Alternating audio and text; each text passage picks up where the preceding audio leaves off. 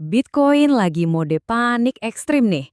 Jadi ini tuh akhir dari segalanya, sebuah jebakan bearish yang mematikan, atau jangan-jangan ini malah diskon sekali seumur hidup yang dikasih pasar. Oke, kita bongkar bareng-bareng datanya. Coba deh lihat angka ini. Fear and Greed Index-nya ada di angka 8 dari 100. Gue ulangi ya, 8. Ini bukan lagi takut biasa, ini udah benar-benar kepanikan massal. Darah di mana-mana di pasar. Dan ini bukan kepanikan sehari dua hari loh, kita udah kejebak di zona ekstrem fear ini selama 59 hari penuh. Ini rekor terpanjang sejak bencana FTX tahun 2022. Sejarah kayaknya mau berulang nih, dan pertanyaannya sekarang jadi jelas banget. Apakah bulan April ini bakal lanjut merah berdarah-darah, atau justru jadi titik balik ke zona hijau? Nah, ini misteri yang bakal kita pecahin bareng di analisis kali ini. Oke, bagian pertama. Kita selami dulu TKP-nya. Sebenarnya separah apa sih lukanya pasar sekarang? Yuk, kita lihat datanya. Nah, ini dia anomalinya. Coba lihat, secara sejarah ya, Januari sampai Maret itu harusnya bulan-bulan yang bullish banget buat Bitcoin. Tapi di tahun 2026, waduh kebalik semua. Januari minus 10%, Februari minus hampir 15%. Ini tuh penyimpangan statistik yang jarang banget terjadi dan nunjukin kalau tekanan jualnya luar biasa besar. Oke. Di tengah semua berita jelek ini, coba yuk kita jadi detektif dan cari petunjuk bullish. Bener nggak sih kata Warren Buffett, serakah saat yang lain takut, berlaku nggak ya di sini? Nah, ini dia yang menarik banget. Data historisnya ngomong gini, setiap kali Fear and Greed Index ada di bawah 15, kayak sekarang ini nih, median return dalam 90 hari ke depan itu positif 38,4%. Gila kan? Tingkat suksesnya buat dapat return positif dalam 30 hari aja udah 68%. Ini sinyal kontrarian yang kuat banget. Artinya, sejarah bilang, beli pas kondisi kayak gini tuh justru langkah yang cerdas. Dan ini buktinya. Pas investor retail para lari ketakutan, para raksasa finansial malah datang bawa truk duit buat borong pas lagi diskon gede. Lihat nih, setelah 4 bulan arus keluar, ETF Bitcoin malah catat arus masuk bersih 1,6 miliar dolar cuma di bulan Maret doang. Dan itu belum semua, para whale juga terus akumulasi. Cadangan di bursa anjlok ke level terendah. Artinya apa? Pasokan makin langka. Oh, dan jangan lupa, secara historis, April itu bulan terbaiknya Bitcoin. Sinyal bullishnya numpuk terus nih. Eits, tapi tunggu dulu loh. Ceritanya nggak sesederhana itu. Ada sisi gelapnya juga, ada sinyal-sinyal merah yang nggak bisa kita cuekin gitu aja. Mari kita lihat buktinya.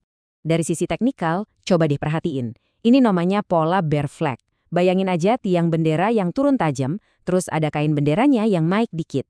Nah, pola ini seringnya jadi pertanda kalau bakal ada tiang berikutnya yang jatuh lebih dalam lagi. Ini peringatan serius dari para chartist. Nah, disinilah kontradiksinya muncul. Exchange Whale Ratio yang ngelacak pergerakan para pemain kakap, ini malah loncat naik. Artinya, sebagian whale justru lagi ngirimin Bitcoin mereka ke bursa yang biasanya, ya persiapan buat jual. Jadi, siapa yang bener nih? Institusi yang beli atau whale yang siap-siap jual? Jangan-jangan ini rotasi besar-besaran di mana duit dari whale lama pindah ke institusi baru? Dan faktor paling besarnya justru datang dari luar dunia kripto. Korelasi Bitcoin sama pasar saham lagi tinggi-tingginya. Artinya, kalau saham anjlok, Bitcoin ya ikut keseret. Tambahin lagi konflik geopolitik plus the Fed yang masih hawkish. Pendeknya, ini tuh perfect storm makroekonomi. Semua elemen negatif kumpul buat nekan aset beresiko kayak Bitcoin. Oke, kita punya bukti yang saling berlawanan. Sekarang saatnya kita panggil saksi ahli. Gimana nih kata bank-bank investasi terbesar di dunia soal situasi ini? JP Morgan sama RSM US ngelihat kemungkinan resesi di Amerika itu sekitar 30-35%. Emang bukan angka yang gede banget sih, tapi cukup buat bikin pasar jadi was-was. Ekonomi global lagi melambat, dan ini jadi background dari semua pergerakan harga Bitcoin. Nah, ini nih bagian paling shocking dari CoinShares. Coba perhatiin skenario terburuk mereka, stagflasi. Target harga terendahnya itu di 70.000 dolar. Tapi, tebak sekarang harga di mana? Harga Bitcoin sekarang ini ada di bawah level itu. Artinya apa? Pasar lagi ngeprediksi sesuatu yang lebih buruk dari skenario terburuknya para ahli. Gila kan? Jadi, setelah kita lihat semua bukti, baik yang bullish maupun yang bearish, plus pandangan para raksasa finansial, terus kita harus gimana? Gimana caranya kita yusun strategi di tengah badai ketidakpastian ini? Yuk kita hitung skornya. Di sisi hijau kita punya 6 poin kuat. Di sisi merah kita punya 5 poin. Skornya 6 buat tim hijau, 5 buat tim merah. Hasilnya tipis banget, tapi kemenangan ada di sisi bullish. Jadi, poin kuncinya adalah ini. Data secara keseluruhan itu nunjukin kondisi yang marginal bullish. Ini bukan lampu hijau buat langsung all-in mempertaruhkan semua modal, bukan. Tapi ini adalah sinyal kuat yang mendukung kita untuk melakukan akumulasi secara bertahap dan disiplin.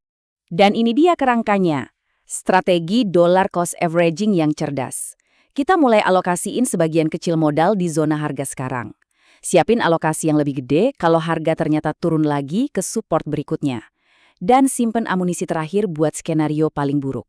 Ingat ya, tujuan kita bukan nebak titik terendahnya di mana, itu mustahil. Tujuan kita itu ngelola resiko dan bangun posisi dengan cerdas.